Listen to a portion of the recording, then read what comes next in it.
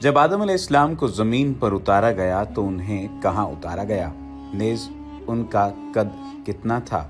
दूसरी जानिब हजरत आदम अलैहिस्सलाम की कब्र कहाँ है। ये ऐसे सवालात हैं जो कि हर मुसलमान के जहन में आते हैं। आज के इस वीडियो में इन्हीं सवालात का जवाब आपको दिया जाएगा। लेकिन अगर आपने अभी तक हमारे चैनल को सब्सक्राइब नहीं किया तो सब्सक्रिप्शन का बटन दबाकर सब्सक्राइब कर लीजिए ताकि आइंदा आने वाली तमाम वीडियोस आपको मिलती रहें। हदीसों और तफसीरों में जहां हज़रत आदम अलैहिस्सलाम का किस्सा है, वहां मुताद्दिद रिवायात में इसी ज़िमन में ये बयान मिलता है कि हज़रत आदम अलैहिस्सलाम जब आसमान से ज़मीन पर भेजे गए तो सरांदीप यानी श्रीलंका में उन्होंने पहला कदम रखा, जिसका निशान श्रीलंका के पहाड़ पर पाए जाने की रिवायात मिलती हैं। पहले श्रीलंका हिंदुस्तान के जनूबी हिस्से में वाक़ था, जबकि मौजूदा दौर में आज़ाद ममलिकत की हैसियत रखता है। श्रीलंका से मुसलमानों का ताल्लुक पहली सदी हिजरी ही में कायम हो गया था और मुसलमान अरबों ने यहाँ साहिल पर बस्तियाँ कायम की। सिंध पर मोहम्मद बिन कासिम के हमले की वजह श्रीलंका के मुसलमान ही बने थे, जिनके जहाज को सिंध के साहिल पर राजा दाहिर के डाकुओं ने लूट लिया था। श्रीलंका की एक और वजह शोहरत हजरत आदम अलैहिस्सलाम से मंसूब पाँव का एक निशान भी है। 8वीं सदी ईस्वी में इस्लाम श्रीलंका में तेजी से फैलने लगा। शुरू में वो औरतें मुसलमान हुई जिन्होंने अरब ताजरों से शादी की। 18वीं और 19वीं सदी में बरतानवी और वलंदेजी हमलावरों के जरिए मिलाया और इंडोनेशिया से भी मुसलमान यहाँ लाए गए। 19वीं और 20वीं सदी में हिंदुस्तान से भी मुसलमान यहाँ पर आए। मुसलमानों के हिंदुस्तानी होने की सबसे मजबूत दलील ये है कि इस्लाम के सबसे पहले पैगंबर और दुनिया के सबसे पहले इंसान इसी सरजमीन पर जन्नत से तशरीफ लाए। साथ ही कायनात की जान, वजह तख्लीक कायनात, कारखाना कुदरत के अजीम शाहकार मुस्तफ़ा जान रहमत सल्लल्लाहु अलैहि वसल्लम का नूर भी पेशानी आदम के साथ सबसे पहले हिंदुस्तान आया। यहाँ मुराद मौजूदा हिंदुस्तान नहीं बल्कि वो हिंद है जिसकी सरहदें पाकिस्तान, अफगानिस्तान, भूटान, नेपाल, बांग्लादेश, म्यांमार, श्रीलंका और मालदीव तक वसी थीं। अल्लामा अब्दुर रज़्ज़ाक बेहतरालवी फरमाते हैं कि हज़रत आदम अलैहिस्सलाम सरांदीप में और हज़रत हवा जद्दा में उतारे गए। हसानुल हिंद मौलाना सैयद गुलाम अली आज़ाद बिलगरामी रकम तराज हैं कि हज़रत आदम अलैहिस्सलाम की बरकत से हिंदुस्तान में जवाहरात और कानों का वजूद है। किसी ने हिंदुस्तान का वस्फ बयान करते हुए कहा है कि इसके समंदर मोती है, इसके पहाड़ याकूत हैं और इसके दरख्त ऊद और पत्ते इत्र हैं। अरब में मुतादिद किस्म की खुशबुएं और मिसालें इसी जनूबी हिंद से जाते थे और फिर अरबों के जरिए तमाम दुनिया में फैलते थे। इसलिए ये रिवायत आम है कि ये चीज़ें इन तोहफ़ों की यादगार हैं जो हज़रत आदम अलैहिस्सलाम अपने साथ जन्नत से लाए थे। एक और रिवायत के मुताबिक अमरूद भी जन्नत का फल था जो हिंदुस्तान में बकसरत पाया जाता है। जब आदम अलैहिस्सलाम हिंदुस्तान में उतरे और यहाँ उन पर वही आई तो ये समझना चाहिए कि यही वो मुल्क है जहाँ खुदा की पहली वही नाजिल हुई। और चूँकि नूर मोहम्मद सल्लल्लाहु अलैहि वसल्लम हज़रत आदम अलैहिस्सलाम की पेशानी में इमानत था, इससे ये साबित होता है कि हिंदुस्तान का अल्लाह के दीन यानी इस्लाम से कदीम रिश्ता है। इसीलिए आप सल्लल्लाहु अलैहि वसल्लम ने फरमाया कि मुझे हिंद की जानिब से रब्बानी खुशबू आती है। ये रिवायत रिजाल हदीस के लिहाज से कम दर्जा हो सकती है, ताहम इससे इतना साबित होता है कि हिंदुस्तान से मुसलमानों का रूहानी रिश्ता अज़ल से कायम है। हज़रत आदम अलैहिस्सलाम हिंद से सफ़र करते हुए अरब के मरकज़ी शहर मक्का में पहुंचकर अल्लाह के हुक्म पर काबतुल्लाह की तामीर फरमाते हैं। इस तरह हिंद और अरब के दरमियान पहला सफ़र दोनों मुल्कों के दरमियान सफरी रास्ता होने की असली और कुदरती अलामत होने का इजहार करता है, जबकि दूसरी तरफ बहरी रास्ता भी कदीम ज़माने से हिंदो अरब को बाहम मरबूत रखे हुए है और यही वजह है कि कदीम ज़माने से हिंदो अरब का तिजारती रिश्ता कायम है। अरबो हिंद के दरमियान तिजारत बुनियादी और वसी पैमाने पर होती थी, जिनमें ज़रूरियात ज़िंदगी की चीज़ें हिंद से अरब लाई जाती थीं, जबकि अरब से पुरताइश अशिया मंगवाई जाती थीं। किसी अजनबी मुल्क से अशिया के साथ इनके नाम भी आते हैं। अरब में हिंदुस्तान से मिसाला जात, जड़ी बूटियाँ, कपड़ा और दीगर अशिया लाई जाती थीं, जिनके नाम जाहिर करते हैं कि ये अशिया अरब की असल पैदावार नहीं हैं बल्कि ये हिंदुस्तान से अरब लाई जाती थीं। मसलन मिसालों में अरबी करेनफल, हिंदी कनक फल, लौंग, अरबी फिलफिल, हिंदी पीली पीला, काली मिर्च, अरबी जंजबील, हिंदी में जरंजा बेरा, सूंठ, अदरक, अरबी में हेल, हिंदी एल इलायची, अरबी जायफल, हिंदी जायफल और फिर इसी तरह से जड़ी बूटियों में अरबी अतरेफल, हिंदी त्रिफल और इस तरह के कई और नाम भी इसमें पाए जाते हैं। खैर, इसके साथ ही 3-4 और चीज़ें और एक और सवाल जिसका जिक्र हमने शुरू में किया था, उसके बारे में आपको बताना कि हज़रत आदम अलैहिस्सलाम की कब्र कहाँ है और आप कहाँ उतारे गए, आपका कद कितना था।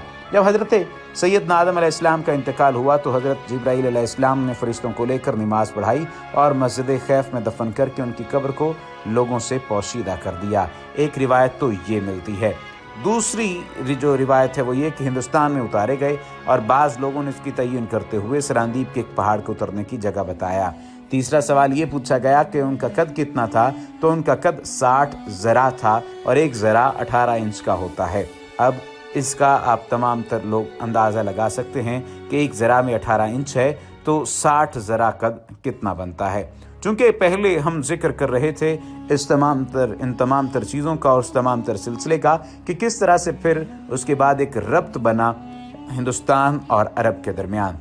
चूँकि चीज़ों का जिक्र हो रहा था तो उन्हीं चीज़ों के बारे में बताते हैं कि ये चीज़ें तो खैर हिंदुस्तान से अरब जाती थीं, मगर इनके बदले अहले अरब से अहले हिंद शराब और घोड़े लेते थे।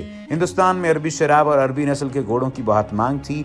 खजूरें भी देवल की बंदरगाह पर लाई जाती थीं, वहाँ से हिंदुस्तान के दूर दराज के इलाकों तक पहुँचाई जाती थीं।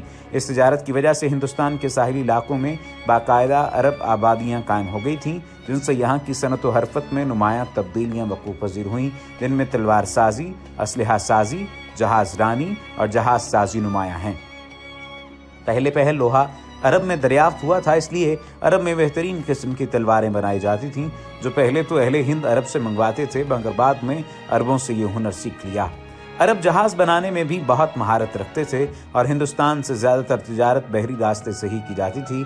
इसलिए अरब से रवाना होने वाले बहरी काफ़िले जब हिंदुस्तान पहुंचते थे तो जहाज़ों को समंदरी जवार भाटा और गहरे समंदर में भारी पानी के थपेड़ों की वजह से मुरम्मत की ज़रूरत होती थी। इसके लिए मकामी लोगों की मदद भी ली जाती थी। इस तरह मकामी तौर पर भी जहाज़ साजी का हुनर मुतारिफ होता गया और इसी तरह रफ्ता रफ्ता यहाँ जहाज़ साजी की सनत कायम हो गई थी। तिजारत की गरज से आने वाले ताजिर और सौदागर अरब में गोश्त बतौर गज़ा के इस्तेमाल करते थे और हिंदुस्तान में गोश्त नहीं खाया जाता था, बल्कि मजहबी तौर पर मुमानित थी। इसलिए जो अरब बस्तियाँ साहिल इलाकों में कायम हुईं वो इन तरफ अरब ताजरों की ग़ज़ाई ज़रूरतों को पूरा करती थीं। इन सहूलियात की बिना पर या हज़रत आदम अलैहिस्सलाम के वाक़े की वजह से अहले अरब का ये दावा हक़ बजानिब था कि हिंदुस्तान से उनका ताल्लुक़ सिर्फ चंद बरस का नहीं, बल्कि पैदाइश के शुरू से ये मुल्क उनका आबाई वतन है। बाज़ रिवायात के मुताबिक हिंदुस्तान का नाम भी अरबों का तोहफ़ा है। अरब फसाहत व बलागत के एतबार से दीगर अक़वाम को अपना हम पाया और हम पल्ला नहीं मानते थे। इंसाइक्लोपीडिया ब्रिटानिका के अव्वल एडिशन की जिल्द 2 के उन्वान अरब में भी अरब की वजह तस्मिया यही बताई गई है कि अरबों को अपने कद काठ और वजाहत पर भी बड़ा गुरूर था।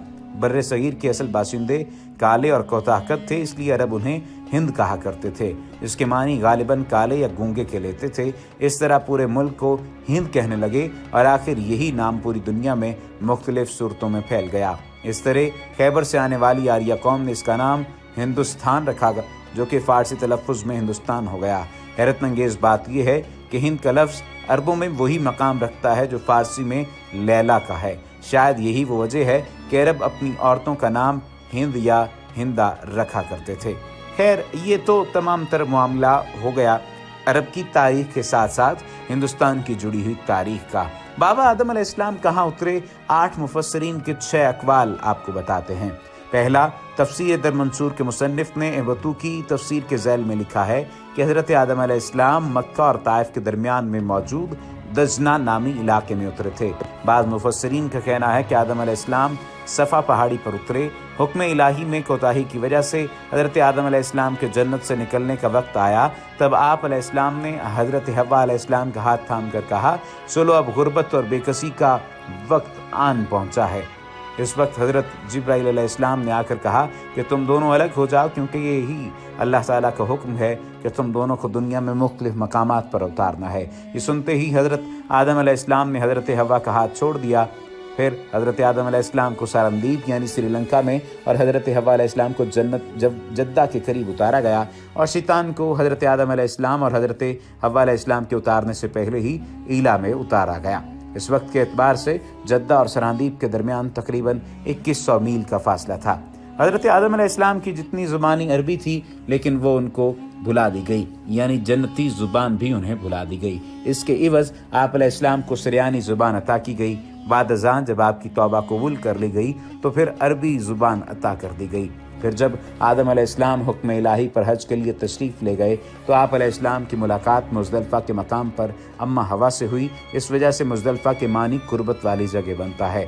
جدہ سعودی عرب کا سب سے بڑا شہر ہے۔ چوتھی جو روایت ہے، حضرت عبداللہ ابن عمر فرماتے ہیں کہ اللہ سبحانہ وتعالیٰ نے حضرت آدم علیہ السلام کو ہندوستان میں اتارا، پھر آپ علیہ السلام مکہ تشریف لے گئے، وہاں سے شام تشریف لے گئے اور وہیں انتقال ہوا۔ تاریخی اعتبار سے دیکھا جائے تو ہندوستان کے علاقے سیلیون کے جزیرے سراندیپ میں بوز نامی پہاڑی پر آدم کے قدموں کے نشان ملتے ہیں۔ بعد میں یہ پہاڑ سری لنکا کے حصے میں آ چکا ہے۔ علامہ طبرانی نے ابائے نعیم رحمۃ اللہ تعالی علیہ سے نقل کیا ہے کہ حضرت ابو ہریرہ رضی اللہ تعالیٰ عنہ سے بیان ہے کہ رسول اللہ صلی اللہ علیہ وآلہ وسلم نے ارشاد فرمایا، حضرت آدم علیہ السلام ہندوستان میں اترے تھے۔